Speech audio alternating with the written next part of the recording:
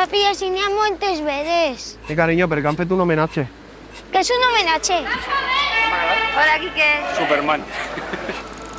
S'acosta segura la pols. A mí el fan me va a poder.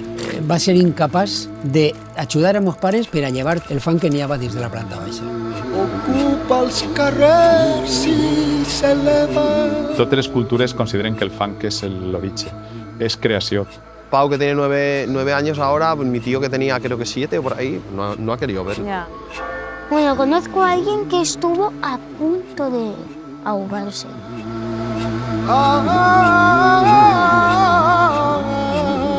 La destrucción.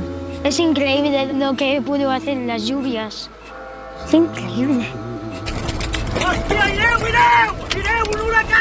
Que a les fosques encara batega. Mucho más de lo que llueve en Valencia en un año se registró en un día. Yo me acuerdo que llovía mucho. Es que tú eres mayor, Pepe. Ho havien perdut absolutament tot. Y desde el día 30 lo tuve claro que mi padre no había muerto, mi padre había sido asesinado por una mala gestión. No es tracta d'oblidar el que ha passat, això és impossible, però sí que es tracta de poder viure amb això.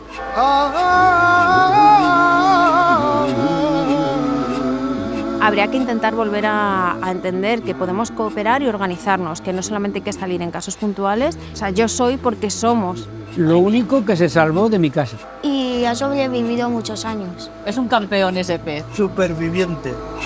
Yo, por ejemplo, a mis hijos no les he contado nunca lo que me había pasado. Alberto, mírame. Y papá, ¿y por qué crees que estás contando todo esto ahora? ¿Por qué?